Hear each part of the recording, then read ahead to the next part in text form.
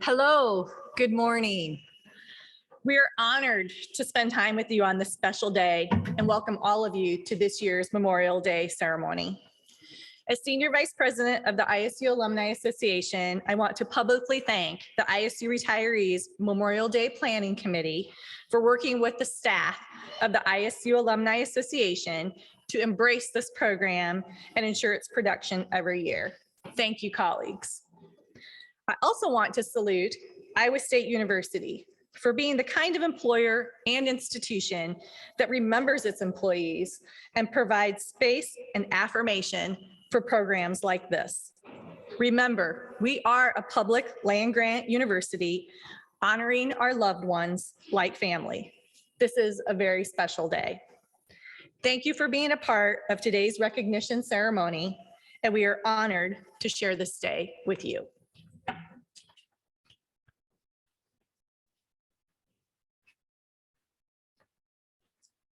Thank you, Shannon. Good morning, everyone. Let's try it again. Good morning, everyone. I'm Max Porter, the 2022-23 past president of ISU Retirees Association, Board of Directors, and chair of the Memorial Day Committee, which is what we're doing here today. I bring you greetings and warm welcome from the board. In 1995, Memorial Day services have been conducted, or since 1995, Memorial Day services have been conducted by ISU Retirees Association Board. The ceremony was originally conducted by ROTC, for those who were in the ROTC then. However, due to the Memorial Day holiday timing, it became increasingly difficult to expect students and faculty away from campus to also be here and coordinate the event. Hearing the ceremony would be discontinued, Irene Swanson, many of you probably knew her, longtime member of ISU Women's Club and the Alumni Association, organized the 1995 memorial service and became a leader of the ISU Retirees Association Memorial Day Committee that took on the event after that. Though we no longer play the taps and have a rifle team fire a salute, many features of the earlier services remain the same. We are here today to honor the Iowa State University faculty, staff, spouses, and partners whose death we learned of during the past 12 months, and to include the recognition of a few departed who were inadvertently missed in past ceremonies. We take time to remember the honor and these lives and give thanks to their service and support of Iowa State University. In pre-pandemic years, we held the event in person on ISU campus, most recently at the Alumni Center Ryman Ballroom. For the past 2 years, we have held this event electronically on Zoom. Maybe some of you attended those meetings. This year, the ceremony is being held as a hybrid, first time, with some participants here and some participants joining online. Please note, the ISU Retirees Memorial Day website will be updated to include the recording of today's service and any additional tributes. If you have not submitted a written tribute, but would like to, please send it in by email or mail to Heather, and Heather's sitting back here at this table. Program assistant of the ISU Retirees Association by Thursday, June 1st, to the website and can be updated by June 5th. At the end of the ceremony, contact information for Heather will be displayed on the screen, so stay tuned for that. I have a few reminders for those participating with us today online. Please make sure your microphone is muted until the tribute component later in the ceremony, and you are called on to speak. If you would like to make a verbal tribute to your loved one, you may use the chat function at the bottom of your screen. Okay, and send a note with your name on it to Geraldine Logue, and Geraldine's back here at the table, who will call on you later in the program to give that tribute. Okay. For those online, if you should lose your connection to the ceremony, you will be able to get back in to the room that we're in by using the Zoom link. So recall that if in case you get cut off or dropped or something, you can get back in. Okay, now for the real event. Now I would like to invite Reverend Jen Hibben, University Minister Directory at Collegiate Presbyterian Church, Ames, Iowa, to offer the invocation. Reverend Jen Hibben.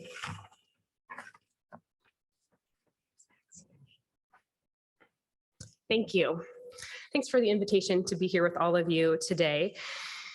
Finding ways to honor the people that we love and to be reminded of them is something that is found throughout all cultures and histories and religions. And so it's my honor today to create a little bit of time as we begin to focus on that. I want to give you the opportunity today to honor your sadness, to have a place for the grief that comes with Memorial Day. Not as a way to bring us down or to make us feel bad, but as a way to recognize those parts of our experience, as a way to give testimony to the lives that others have lived, the ways that they've affected us, and the legacy that they continue to leave. And so I'd invite you now to join me in this invocation in whatever ways you feel comfortable. Gentle presence, patient listener, holy holder of it all, our prayer is this: we are sad. It's not an ask, it's not a confession, it is an offering, the only one we may have today. We pray it with hope, knowing that grief is a lifeline, tethering us to the world that should be, the one worth fighting for. As a practice of faith, we will not deaden these feelings that let us know that all is not well. We will not adjust to the cruelty or disregard for life, detaching ourselves from humanity, ours and others. We will not allow once imaginable scenarios to be turned into everyday losses that no longer pierce our souls. And so here are our tears, and here are our tired bodies, and here is our foggy, distracted minds bearing witness to the place within that aches for the ones we love, for friends and for strangers. Our sadness is a testimony. It is not our only one. Tomorrow, hope or fight or curiosity will bear their truth too, and pull us back into the labors we love in the company of others. But today, perhaps the only riot in us is sorrow, refusing to quiet your cry from within. We are made for more than this. Our lives, the lives of those we miss, carry on their legacy through our grief, through our hope, and through the future. Amen.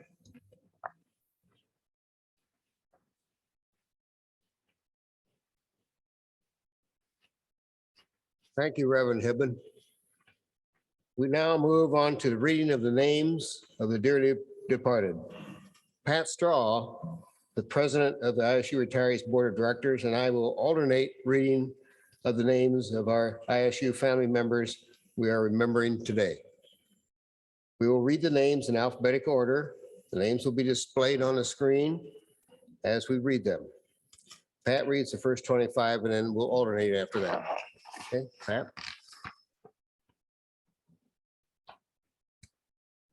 Good morning. Gary Alexander. Wesley Edwin Alexander. Richard Dick Wayne Alfrey. Krishna B. Anthrea. William Bill Harold Osberger. Curtis Glenn Balmer. Wilbur V. Barrett. Elaine Visquain Woodard Bath. J. Bradford Beckett. Craig Eugene Beer. William Bill H. Bergen. Lillian Luella Blau. Edna Carolyn Benke. Dan Lee Boone. Vicki Louise Boyson. Helen Jean Redberg. Ken Brewer. Nan Brewer. Donnie Ray Brocher. George Burnett V. Catherine Elaine Busby. Lester Julian Carlsborg. Carol Ann Carlson. Carl Alfred Carlson. Carol Marie Cadis.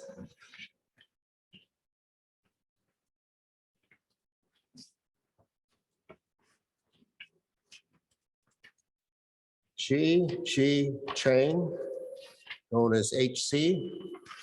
Carl Leroy Christensen. Merle Roscoe Core.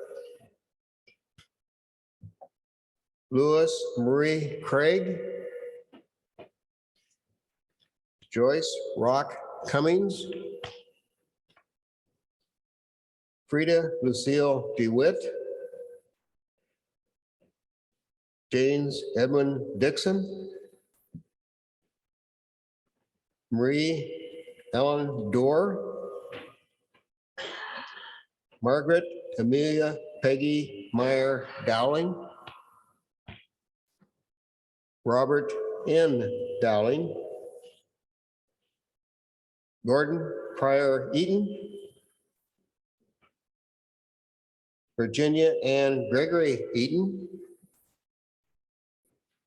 Martin Allenberger. Craig Eugene Elliott. Ellen Rothschild Ewald. Grace Faber. Glenn Fanslow. Robert Oliver Franham. Gary R. Peaks. Christine Ellen Freeman. Mary Jane Fryer. Bernard Clemens Gersten. Edwin Dale Gibson. Anne Eleanor Gould. Paula Sue Garb.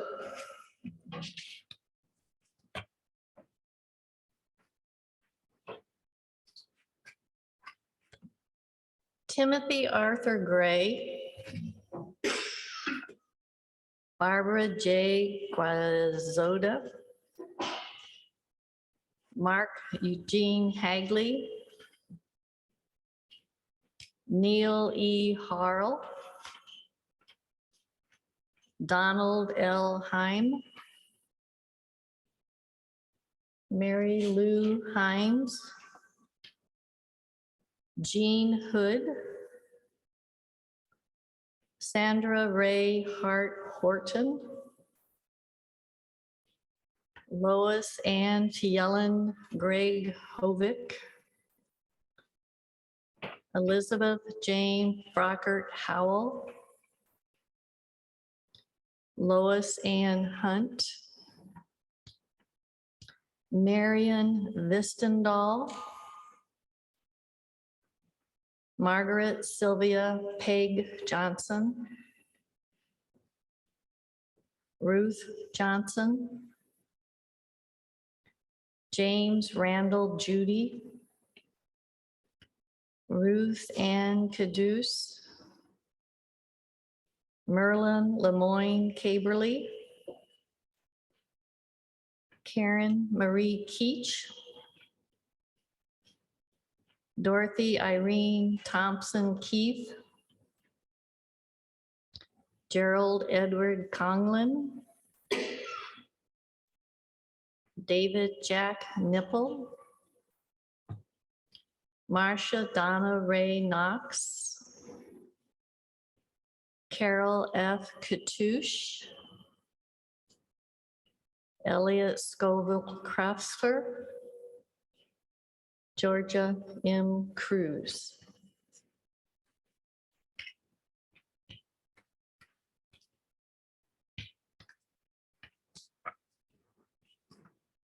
Norman D. Cruz,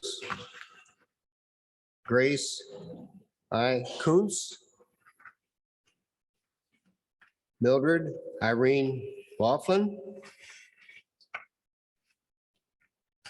Larry Larson, Carolyn Ann Manning, Phyllis Arlene Martins, Robert Allen Martin, Joan Louise Moust, Louise May, Early Don McDonald, Ruth McDay, Ellen Teresa Manera Miracle, Alice Miller, Catherine M. Miller, Marlene Kansas Miller, Mark Anthony Minningham, Thelma Moore, Anna Lee Morrison, Catherine K. Munson, Joseph Edward Narragun, Curtis Franklin Nelson, Sharon Sally Nelson, Stephen Lynn Nissen, Laverne Charles Holbrick, Dolores Oliver.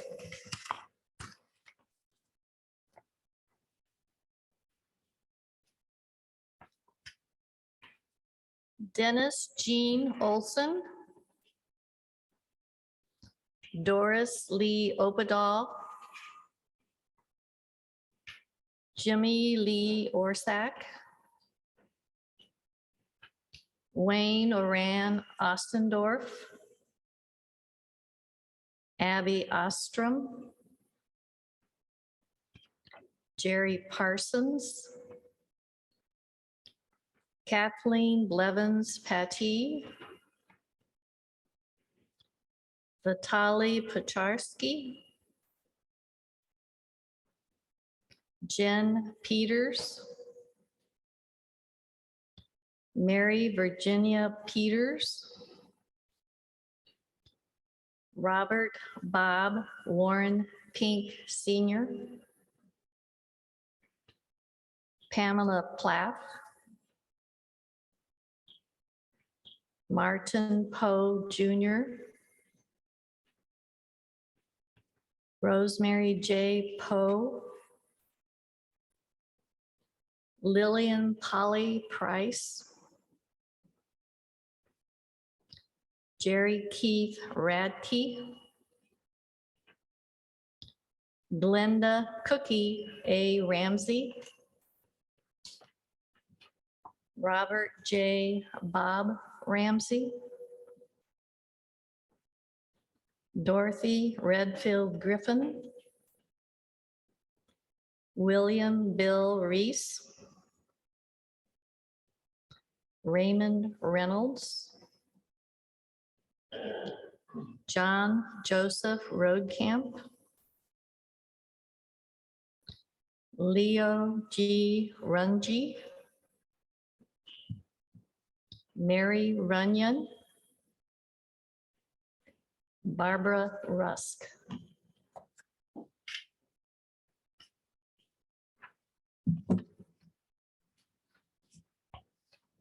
Elizabeth Ryan, Mary Ann Sandoval, Ronald John Santee, Pearl Lorraine Saki, Jerry L. Sell, William Bill B. Showers Jr., Shirley Suey, Sharon Smidell, Clifford Ellsworth Smith, Dwayne Eugene Smith, Charles Sohn, Eileen J. Solheim, John Bress Solheim, Theodore Ted Joseph Solomon, Helen Marie Tucker Sorensen, Kenneth J. Salter, Irene Schweitzer, Zenith M. Tisdall, Francis Ann Deans Thiel, David Topol, William Bob Robert Underhill, Merle Van der Mountain, Betty West, Dale West, James Frederick Westfall.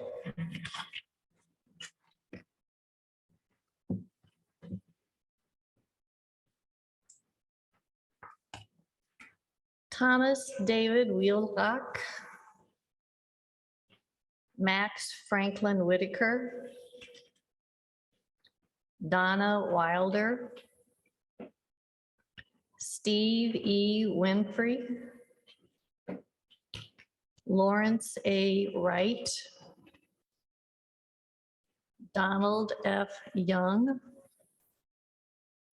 William Paul Young, Jane Zaring, Susan K. Walston Ziegenbusch, Edith Zober, and Martin Zober.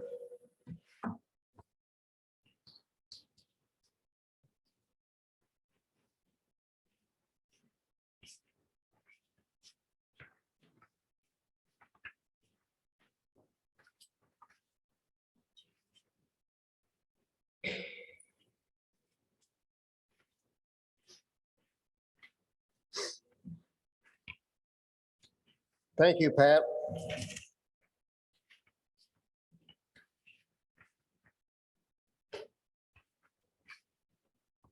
Now we'll call upon those who currently have indicated a desire to speak. We request you keep your comments to 3 minutes or less to ensure that everyone who wants to speak has an opportunity. Geraldine Logue will call on those in the building first, and then we will move to those online who indicated by way of chat the desire to provide a tribute to departed family members, your colleague, or friend. For those in the building, when you hear your name called, please raise your hand and a microphone will be brought to you. Geraldine will call the names of those in the building who put their name on the list. Geraldine?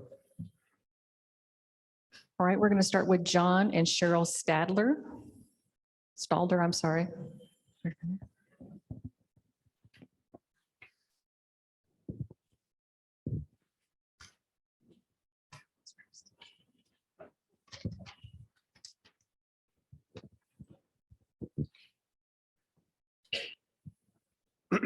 First, let me say thanks for this opportunity to remember Dr. Ken Stalder, my younger brother Kenny to me. He had many titles in his life. Some of those are husband, dad, grandpa, son, brother, uncle, cousin, professor, colleague, mentor, and friend. He loved Iowa State University and the college atmosphere. In his professional career, I believe he was most proud to mentor and train students, especially his grad students, who I hope carry on his legacy of teaching and research. From his very humble beginnings, he went on to be considered an expert in the pork industry, as verified by his travels to many foreign countries to consult and give talks, as well as to advise large corporations and individual pork producers here in the US. In addition, his many journal and magazine articles were cited and used by the research of many others. His goal was to make a difference to those who made their livelihood through pork production.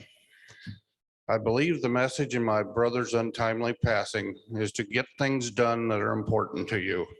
We are not guaranteed a tomorrow. And lastly, to those of us in his family, we miss him dearly and hope to reunite with him someday. Thank you. Good morning, everyone. I'm Cheryl Stalder, widow of Dr. Kenneth Stalder. We, as his family, are grateful for this opportunity to share, and thank you for being here today. Today, our hearts are knit together in love with the passing of those who are dear to us. Iowa State was Ken's home away from home. He enjoyed his work at Iowa State as an animal swine professor, doing research, teaching, mentoring, extension, and outreach. He cherished all of his colleagues, co-workers, friends, and students. He loved you all so very dearly. Dr. Stalder's life impacted many lives throughout his career journey, whether it was in Cascade, Iowa, Bowling Green, Kentucky, Jackson, Tennessee, or Ames, Iowa.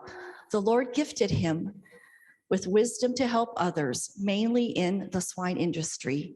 His legacy on sow longevity will have a lasting impact, which includes international recognition and publications for a revised version of Peter English's book, The Sow, Improving Her Efficiency. Ken loved meeting people, creating friendships, and helping where he could. Growing up on a small farm in Brighton, Iowa, inspired Ken's adventures for a lifelong adventure of journey of serving others. He never forgot where he grew up. He was proud to be a Stalder, and I've been blessed to be his wife for 33 years. Ken never lost perspective on the importance of family. No matter how busy things got at work, family was number one. We know he is in our hearts. He is looking down on us and would be so proud to know he will soon be papa to a grandson. And of course, definitely, if you knew Kenny, he loved his baseball and he loved his Cardinals. We know that legacy will continue as well. Even though his journey here on earth has ended, may his character, integrity, professionalism not be forgotten, but continue on through the lives of those whom he touched. In closing, may you find comfort from Scripture. Blessed are those who mourn, for they shall be comforted. I go and prepare a place for you, that where I am, you may be also. May the Lord bless you and keep you. May the Lord make his face to shine upon you and be gracious unto you. May the Lord lift up his countenance upon you and give you his peace. Thank you. Next would be Carly Christensen.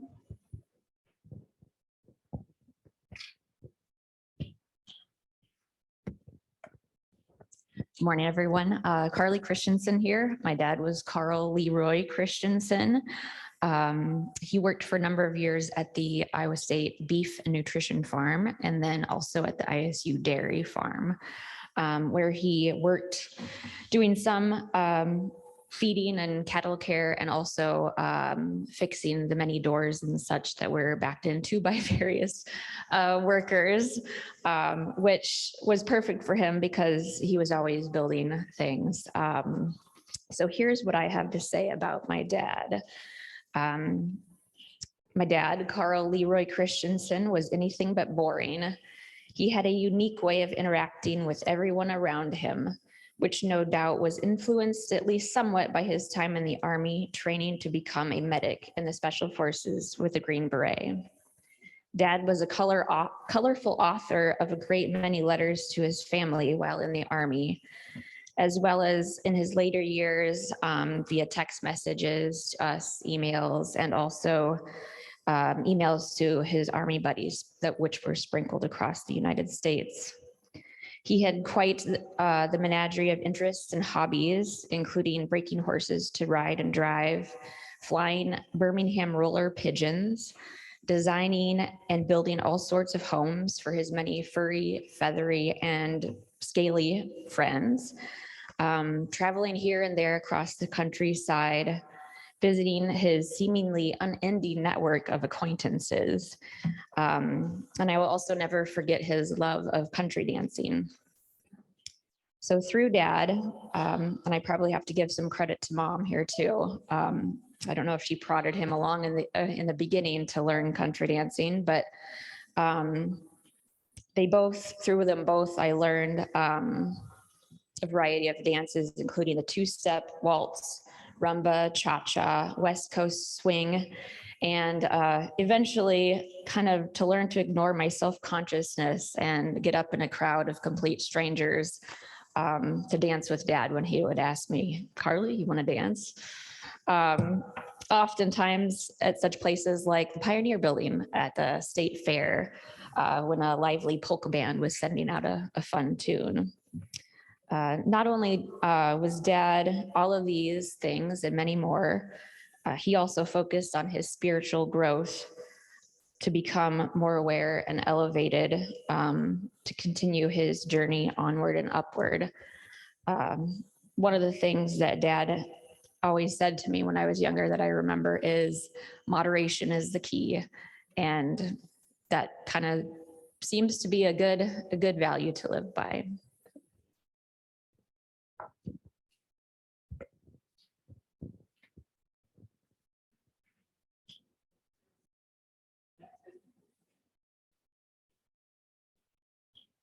Sorry, I turned it off instead of unmuting it. Sorry. Teresa Beer Larson.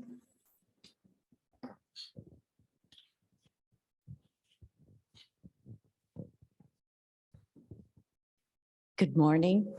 And I also want to voice my thanks for this opportunity to honor our loved ones. With me today, my mom, Janet Beer, and my sister, Bonnie Beer Orth, and her husband, David Orth.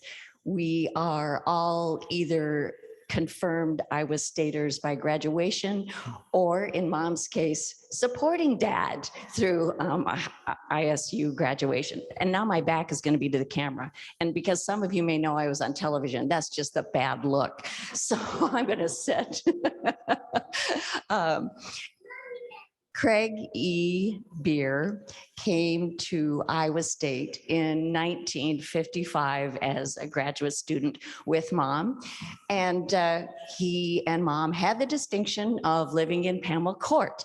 Anybody else have lived in Pamela Court probably knows what that's like.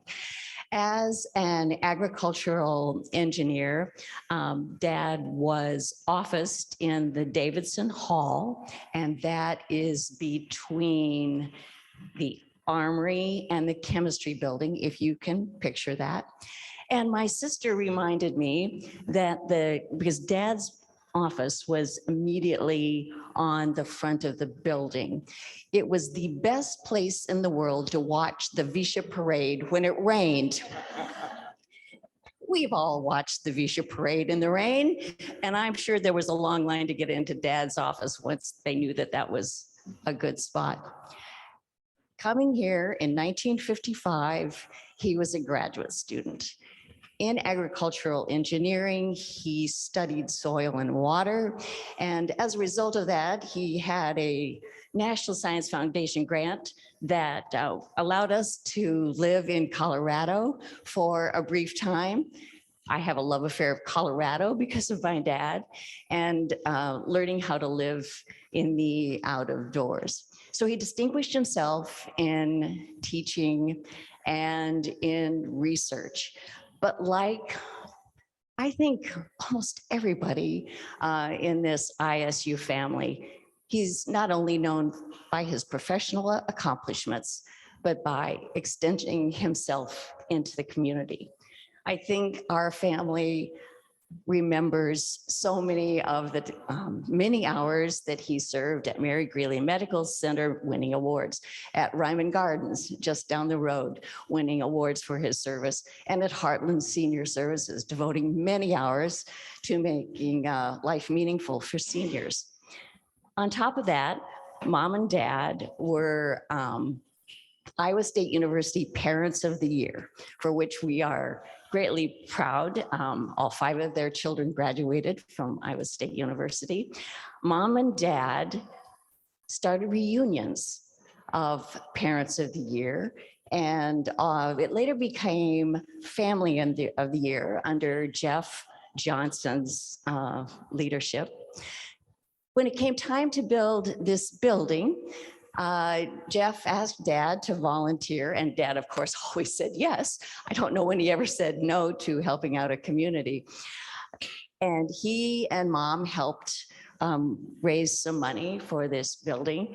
And if you go upstairs, there is a little alcove, and it's called Family of the Year Society, based on the work that they did. So you could go up and visit. And even more than that, Dad was a woodworker, and the plaque that you see up there, beautiful walnut carved with a campanile, Dad made that. I give a nod to Dad, not only for the dedication to schooling and academic, but the dedication to one's community. And thanks again for the opportunity to be here today.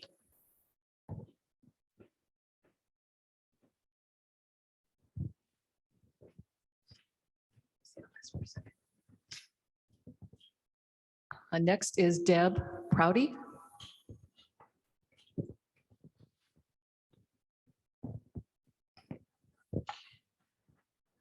My dad was Robert Pink, and he was the Assistant Director of Telecommunications.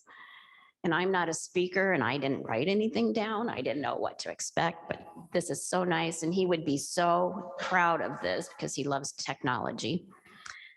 And he started late with his job. He was in his 50s when he got his job in telecommunications, and he didn't have a college degree either at that time. I think they hired him for his experience in communication. He was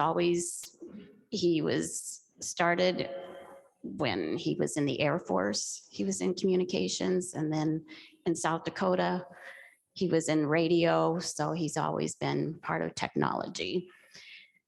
And this was before cell phones. It was during the telephones. So he helped with, back in the days, they had telephones at Jack Trice. When Paul McCartney was there, he was there helping with telephones. And one of his favorite was when Bill Clinton, President Clinton, and Al Gore came to Iowa State, and he was part of that, working with their communication officers. And I didn't believe him that the White House was calling his home, but they were. And he just loved his job. He never missed work. He always made it to work. He lived in Boone, and no matter a snowstorm, he always was here. In fact, he had to be telephone operators. I don't know how well he did at that job, but he loved his job and loved the Cyclones, and that is it. Thank you. Next is Amy Weber.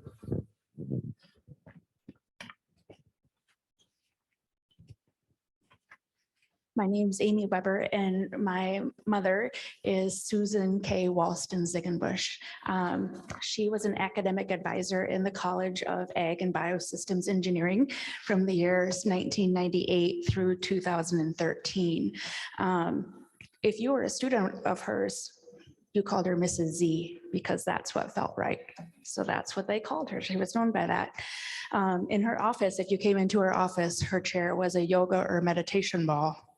and she would offer you one as well. You would find a Find It toy. There's a little cylinder toy with beads in it. You have to find various objects, and everybody came in to try and find the penny. And on the day of her retirement at Iowa State, they saw it open the Find It jar to prove that there actually was indeed a penny within her office in that jar. You would find a bowl full of Dum Dum suckers that you were welcome to come and enjoy at any time you wanted. And you would find her friendly smile behind her desk and throughout the Davidson Hall and the hall that they eventually went to by the horse barns. My mom was more than an academic advisor to her students. She was there to offer advice. She will tell you that her biggest piece of advice to students at the time when email and social media were coming about within colleges and in populations, she would say that if you aren't willing to let your parents, your professors, or the police see what you're writing, then you shouldn't be writing it. She also was a big proponent of respect. And on this campus, you respect Iowa State, and no F-bombs will be allowed because she will find you. She will hear it and she will call you out in the hallways because she felt as though everybody on this campus represented Iowa State, and Iowa State deserved the respect that it should have. She also took a great love of forming relationships with her students and the faculty that she worked with. And she would often ask you about your well-being. How is your life? How is school? How is your family? And with that, she was prepared to ask you hard questions if she felt as though you needed a little help. So if she maybe was concerned that you were having thoughts or feelings of self-harm or not wanting to live, she was going to ask you. And she was going to be prepared to ask if you had a plan, intent, or access. And that was long before the days of our national mental health crisis here. And I always really respected her for her concern of students and their academic well-being and in their personal lives of their health well-being. And so if you had the privilege of knowing my mom and interacting with my mom here on campus, she interacted with you and treated you like family because you were her family, you were her Iowa State family. And in an Iowa State family, you and everyone are always welcome and cared about.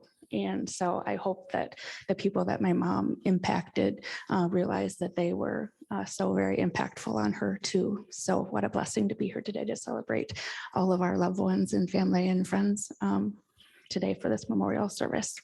Thank you.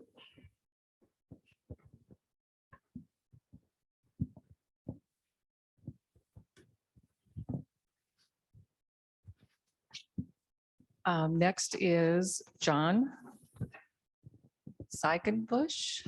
Yeah, I'm John Ziegenbusch. I'm Amy's father, and my wife, Susan Ziegenbusch, worked in Ag and Biosystems Engineering, as Craig Beers did too. And she worked for Ag and Biosystems for almost 15 years. And I got to tell you, she loved her job. And she loved Iowa State and the whole community.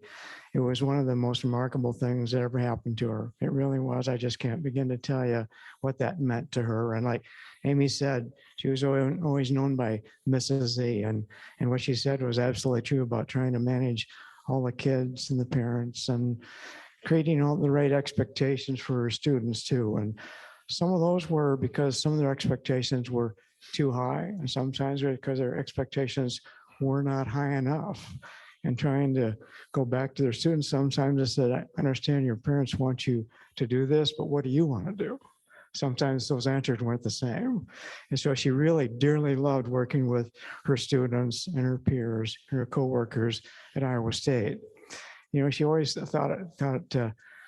loved Davidson Hall, but Davidson is down now. And then she worked in IAD too, which was the original horse barn across the horse barns. There's a new building there now, and that's just progress. And she loved the Iowa State community. She just grew and flourished in that. And she had a wonderful, wonderful career here. She had a lot of outside interests too. And, you know, her church and flowers and reading, she's just a voracious reader. She had a list of like 300 books in about, I don't know, less than 2 years she read. I just don't know how she did it, but she did. And she was a wonderful mother. We retired up in in the Lakes area where Amy lives and our 4 grandchildren live. But I can't begin to tell you the respect she had for Iowa State, this wonderful, wonderful university. And I got to thank Iowa State for hosting this, the Alumni Association, and for Max and everyone else here that has put this together. It's very, very gracious of them to do this. And I really indebted to Iowa State and the whole community on behalf of Sue, because she dearly, dearly loved this organization. Thank you. Next is Lisa Snyder. Okay, my name is Lisa Snyder, and I'm the daughter of Dick Horton and my mom, Sandy Horton. I didn't prepare anything today, so I'm going to try to wing it. But my parents came to Iowa State as college freshmen and didn't leave far from Iowa State campus. We grew up just around the corner at Country Club, and that was the perfect place for them because they love to be right in the middle of all the Iowa State action.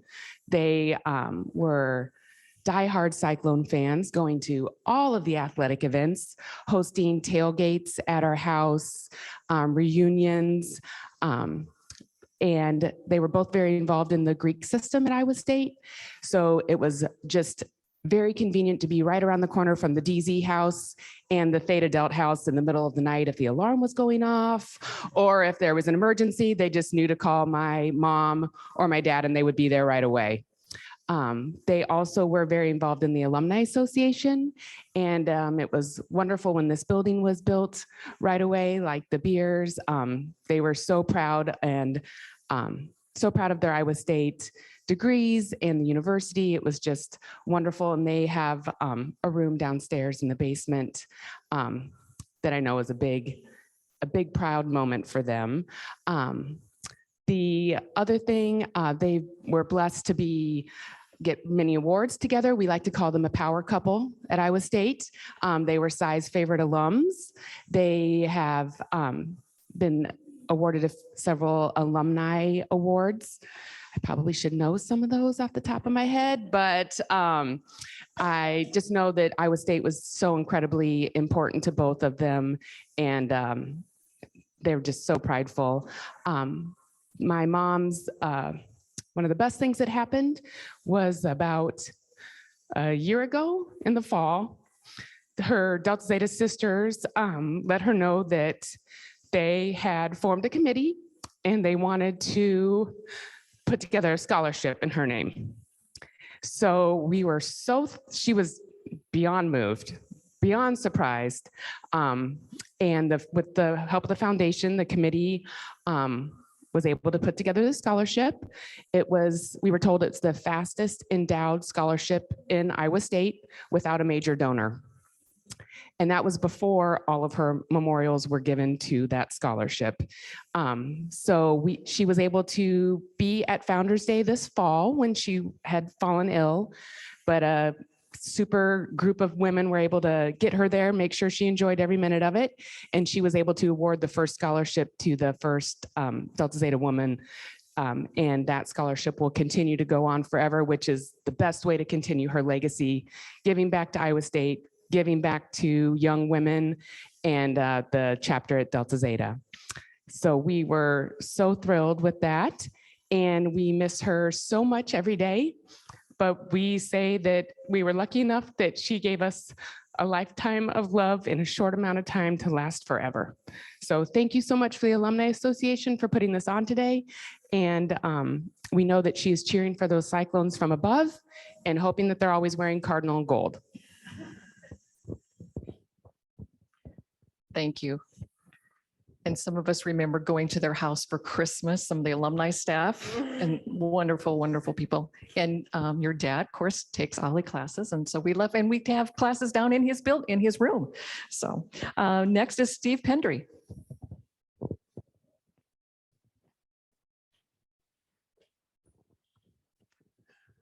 Hello, I'm Steve Pendry, and I'd like to say some words on behalf of Leo Runge. Leo was a young man, grew up in Marshalltown, and realized early on that he was interested in electronics.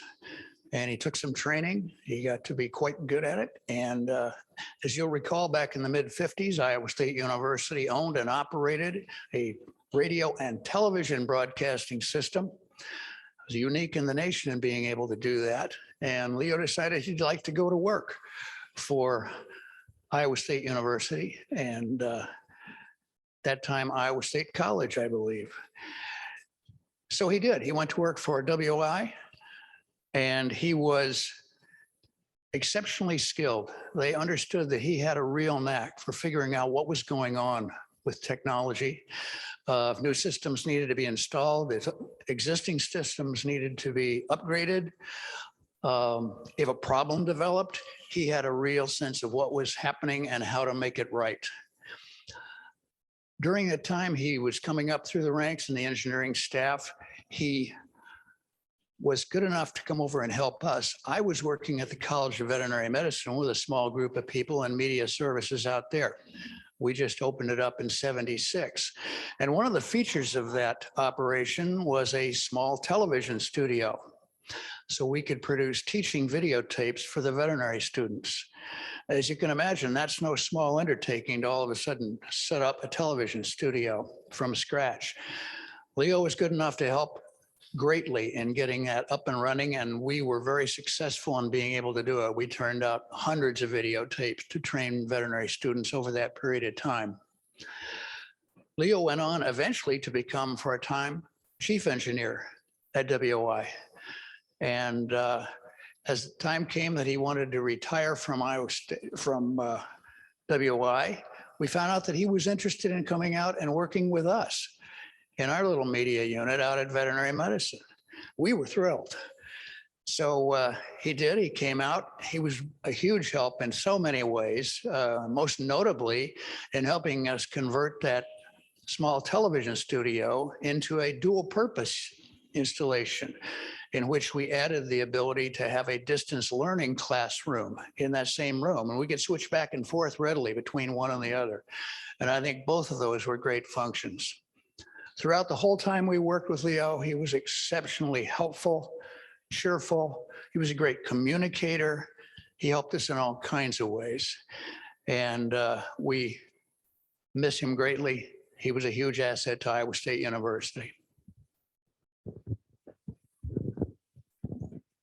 Thank you. Next is Nancy Ann Thompson. So TJ didn't want the backside and I don't want the up close. So I'm going to go up here. This seems to be the best angle. Hi, I'm Nancy Ann Thompson. I'm daughter of Wayne Ostendorf, and I brought with me my daughter, Juliet, who's Wayne's granddaughter, attending. She'll be graduating from Iowa State here as well. Wayne was the director emeritus of the ADP Center and in computer science. And he always told me only the prepared speaker deserves to be confident. So I wrote something. For as long as I can remember, I have loved Jesus and Iowa State, and that has everything to do with my dad. He earned his degree here. He built a career of about 40 years. He inspired all kinds of students. He created lots of data processing systems and definitely cheered the Cyclones in victory and defeat. There were a few years of defeat, so he was always positive and cheering. If you knew Wayne. Of all of his accolades, the things that I remember most about my dad are kind of those humble cyclone moments, like racing up the stairs of the Hilton Coliseum and holding his hand when the stadium first opened, going up that giant, what seemed like a giant hill to me, to sit in seats that we still sit in today, eating cherry pies at Visha, and going to work with him on Saturday mornings, typing thousands and thousands of punch cards, which if you're in computing and technology, you know, was really innovative in the 70s, right? I would bring home just boxes and boxes of punch cards. When I was an undergrad student here getting my own degree, he would skip his noon ritual of running 5 miles or playing basketball at Beyer Hall with all the young guys to have lunch with me often.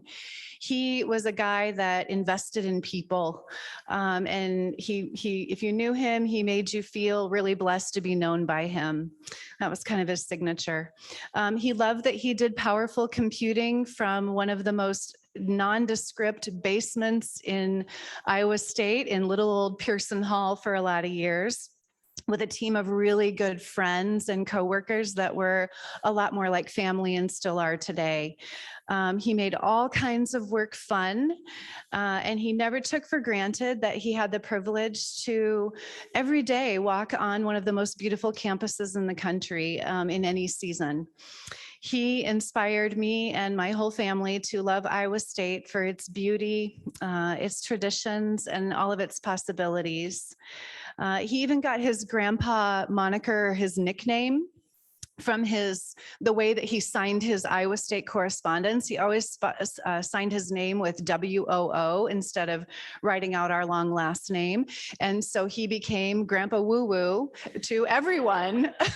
In fact, people still say to me, "How's Woo?" or, that kind of thing. And so we love that Iowa State, that was created here at Iowa State for Grandpa Woo.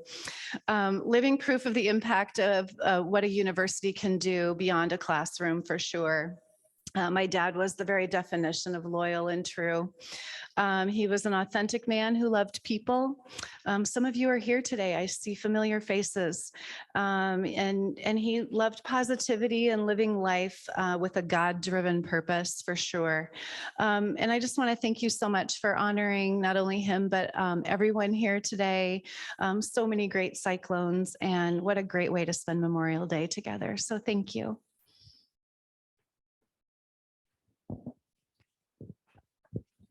Next is Angie Rice.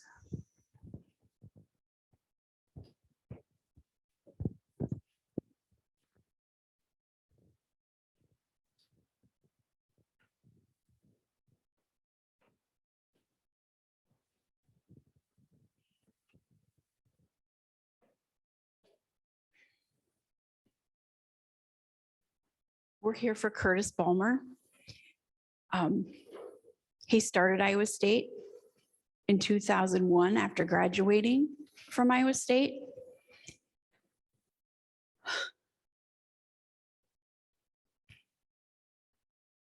Sorry. I thought I could do this. He's always going to be my little brother. I'm sorry, our hearts are still broke. He just died in February. He was a strong, funny, loving, crazy, competitive, very proud of his wife and son, friend to everyone he met. Man, he was an avid Iowa State and Cowboy fan. So many people said he was that friend they could trust and always talk to.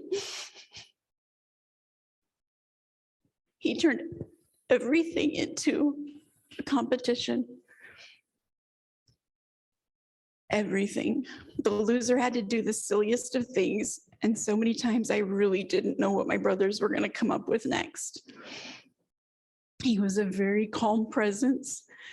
He was a loving husband to the person he called his beautiful wife.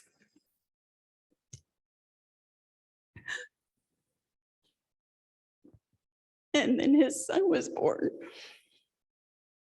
And he became the most proud father. I mean, a proud father, always treating his son like the intelligent little person he was and still is. I'm sorry, I lost my place. He always wanted Kellen to experience life to the fullest. Kurt's always been close to his family. My brothers have always been the definition of best friends. He was close to our mom and has always been there for me, no matter what I needed. He carried that on to his own family, playing games and spending all his free time with them. He leaves behind a lot of people who miss them terribly. Coworkers here at Iowa State, tailgaters who meet up at the Worm every weekend during football season, more friends than you can count. And our family will never be the same. And I just want to add another note. In March, we also lost our dad, Roger Bulmer. Like Curtis, he was also an Iowa State alumni. Dad started at Iowa State in 1983 and retired in 2004. He was the business manager for Student Health Center. We just didn't get his name down. So I'm sorry we didn't get his name in there too.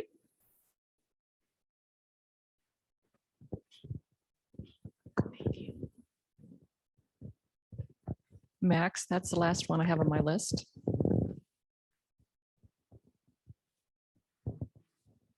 That may be the last one, but I'm not sure we're done yet. Says here I'm supposed to wait 45 seconds to see if anybody else wants to talk. Well, first you have to ask if anybody else wants to talk. Yes. Anybody else have any comments? As you can hear, we really love to hear what you have to say. So it really makes your family members so much more alive to us, and we get to know them. Oh, we have one over there. Mary Lynn.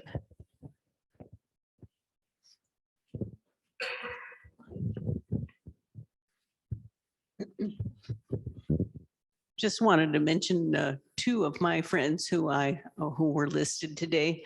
Irene Schweitzer I passed 107. I've lost track of exactly how old she was. She was the spouse of Bill Schweitzer, who died a few years earlier. He had been a previous associate dean of veterinary medicine. And Irene was for many years one of the finest neighbors I've ever had. And she was alert and verbal and even into her hundreds. So very strong person. And then Grace Kuntz was also listed.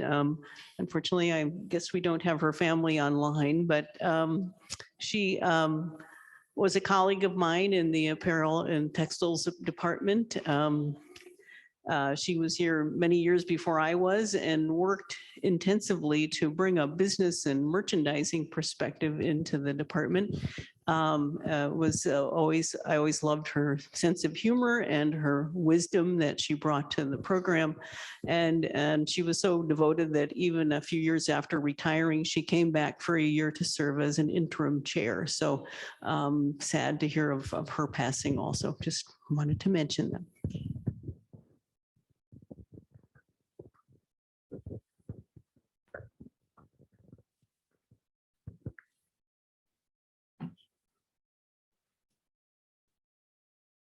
No more comments? I have to threaten you. I might come up with some if you don't offer any. Here's one here.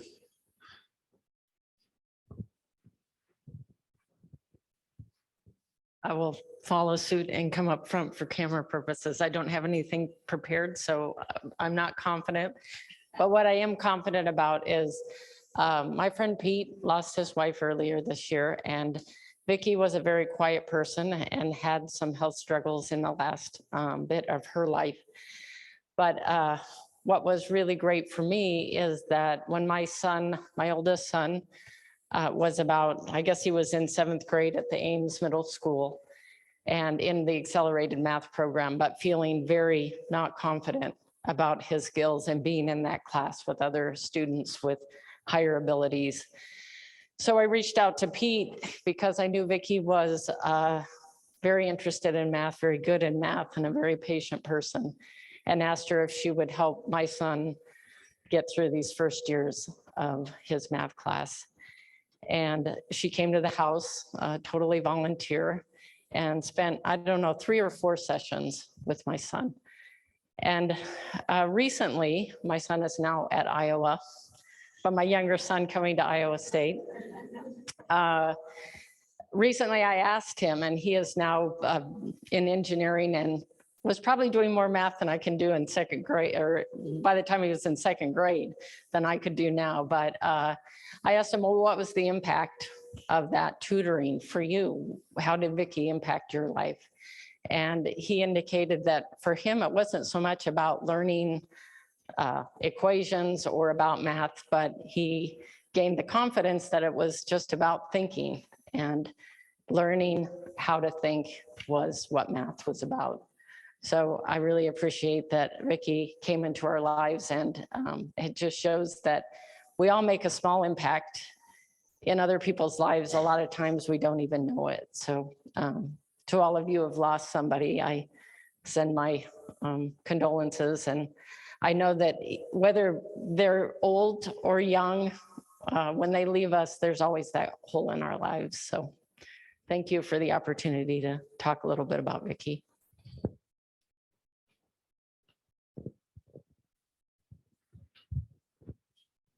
Other comments? I note that there was more than one husband-wife team on the group there.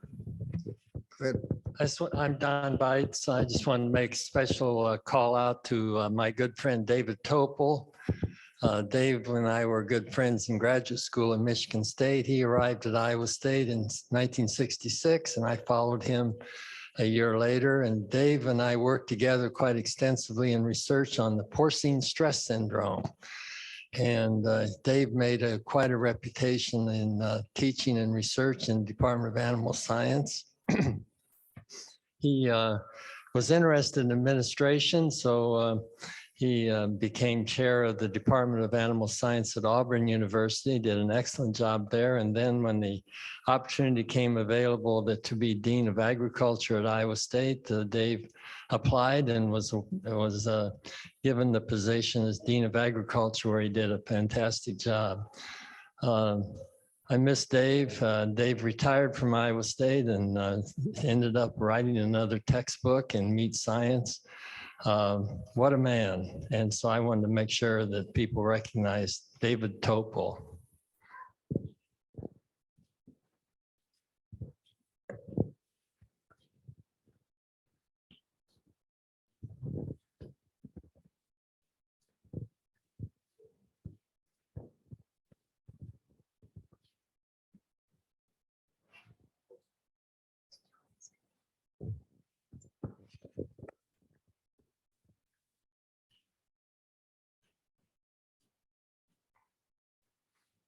One down here, Jim.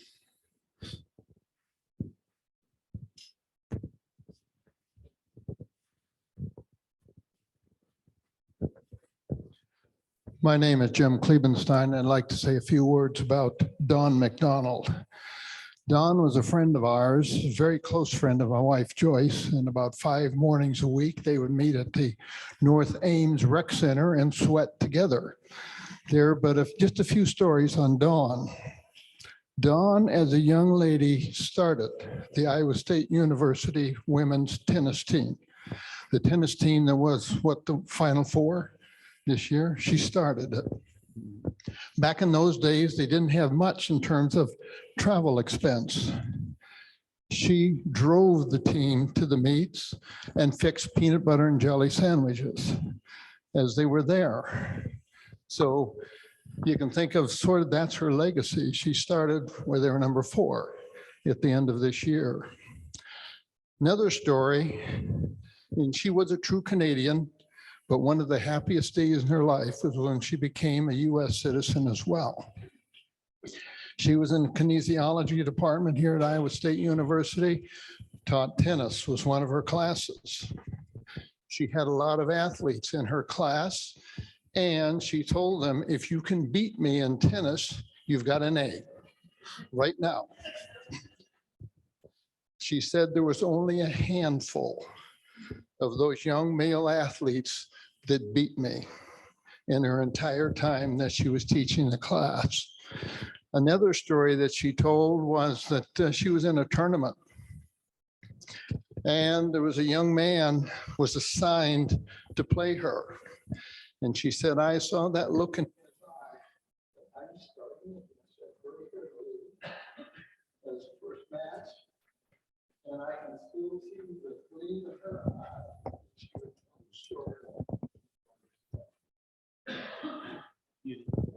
Got muted there. I can still see the gleam in her eye when she would tell the story about, I beat him. I ran him all over the court in that, so that I would just like to recognize Dawn and the impact that she's had here at Iowa State. So thank you.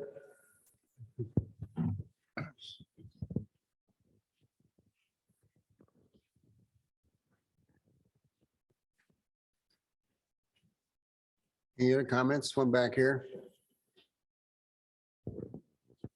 I'd like to speak on behalf of another colleague, Stephen Nissen.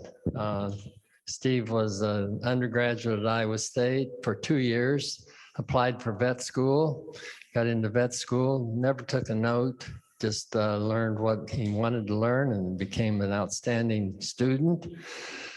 Went on to graduate school. He had to make a new rule because he was admitted to graduate school without an undergraduate degree because all he had was a pre-vet or a pre-vet degree. Steve finished his graduate work, earned a PhD in animal science, went on postdoc at Mayo Clinic, and developed the idea of using some special compounds from amino acids that might stimulate animal growth. Came back to Iowa State as a faculty member and developed the technology of HMB, hydroxymethylbutyrate. HMB, it was shown to be a growth stimulant, and more importantly, it helped muscle growth, and he patented it and developed a company called Metabolic Technologies, which is at the research park. Steve was an entrepreneur, ran the entrepreneur program in the College of Ag for a while. His career was cut short because he had a stroke that lost his ability to speak and paralyzed on his right side. He was right-handed, but then he became a painter, and a very well accomplished painter. And he passed away, unfortunately, this few months ago. So Dr. Steve Nissen.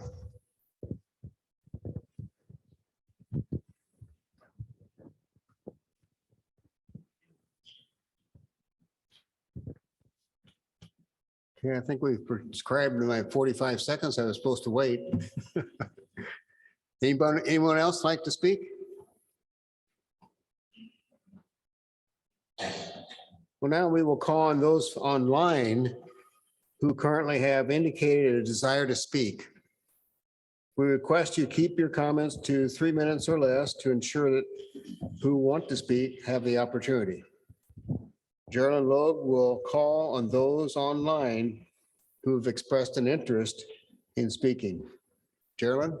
Currently, Max, no one has indicated that they would like to speak yet. Oh my goodness, they're all quiet online? They are. They are. And that's okay. We'll wait a couple minutes, see if somebody wants to say something. I won't 2 minutes, maybe 45 seconds. Since you're interested in waiting a couple of minutes, I might fill in a comment there about one of my colleagues that was remembered was Nan Brewer, who's the wife of Ken Brewer. Ken Brewer was a faculty member in my department, Civil Construction Engineering at Iowa State. Nan was the first secretary of the faculty council when I was the chair of that. And that's the group that preceded the faculty senate, now known as the faculty senate. That's where we started the faculty senate. And Nan was the secretary of that group. So a little tidbit there, thought I'd fill in. But that was one of the husband-wife teams that was on our group, Nan and Ken Brewer. Anybody else chime in there, Geraldine? No, we have not. So last call in here. There's still time. Okay. All right, Max, we'll go ahead and finish up. Okay. So we've gotten past all those opportunities for those that would want to speak. Going once, twice, thrice. We can close the door on that part then. But I have a few more things to let you know before the closing benediction. You can wake up now, Reverend Jen. I especially wish to thank the following people for their assistance today. Shannon Foot, you're still awake over there. Okay. And Reverend Jen Hibben, the ISU President's Office, the individuals who wrote and spoke the tributes, ISU Retirees Association Memorial Day Committee, and that's the committee that was doing this same thing today. Green Hills Retirement Committee for the table decorations. You all know you got table decorations there. We'll say something about that as you leave. Somebody can decide who wants to take that with them. Peter Lawler with the ISU Hort Department for the flower boxes we distributed at the ISU Cemetery. Tom Loeb over here is still awake. Tom Loeb for running the technology. Heather Bristol for pulling together all the obituaries throughout the year and overseeing the content of Memorial Day website. And Sherilyn Logue, of all people, for overseeing all the components of the event. Thank you. I also want to mention that over the past 40 years, I have participated several times in this ceremony and have presented tributes to honor colleagues who have passed away. I have always found myself deeply impacted by the ceremonies. These are important events that continue to remind me of the valuable people who make up the family of Iowa State University. I thank you for the university. I thank the university for the opportunity and continuing to support this impressive event. And now, as a final reminder, that if you have not sent your tribute to Heather back here yet, be included on the FASU Retirees Association Memorial Day website, you may still do so. Please remember that Heather needs to receive this week by Thursday, June 1st, that material. Finally, after the benediction, you are welcome to stay and visit. Someone from each table, as I mentioned, is welcome to take the beautiful centerpiece provided by Green Hills Retirement Community home with them. On the east side of the ISU Alumni Center, you may have noticed the wall of alumni and friends as you walked into the building. If you are interested in purchasing a plaque for the wall, please visit with Shelley Anderson. Okay, at the check-in table in the hallway. I guess Shelley's right here. So for those who already have a plaque on a wall, there are rubbing materials on the check-in table for you to use along with location of the document. So you can rub off what is there if you'd like to have a keepsake. And now Reverend Hibben will offer the benediction.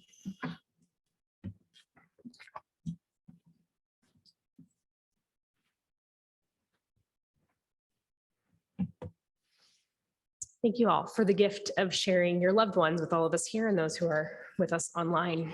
So let's join together in a moment of sending back out into our lives and into the world. In the quiet sanctuaries of our own hearts, let us each name and call on the one whose power over us is great and gentle, firm and forgiving, holy and healing. You who created us, who sustain us, who call us to live in peace, hear our prayer this day. Hear our prayer for all who have died, whose hearts and hopes are known to you. Hear our prayer for those who put the welfare of others ahead of their own and give us hearts as generous as theirs. Hear our prayer for those who gave their lives in the service of others and accept the gift of their sacrifice. Help us to shape and make a world where we lay down the arms of war and turn our swords into plowshares for a harvest of justice and peace. Comfort those who grieve the loss of their loved ones, and let your healing be the hope in our hearts. Hear our prayer this day, and in your mercy, answer us in the name of all that is holy. The peace of God be with you. Amen.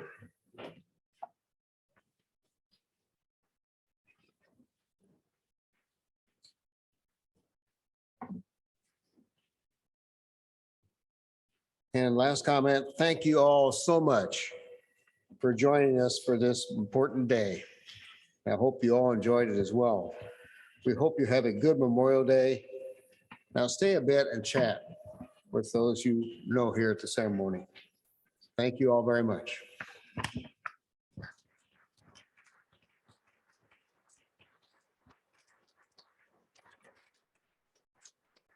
There are a few more refreshments on the table. Please help yourselves. Coffee, juice, and some delicious little snacks. So help yourself.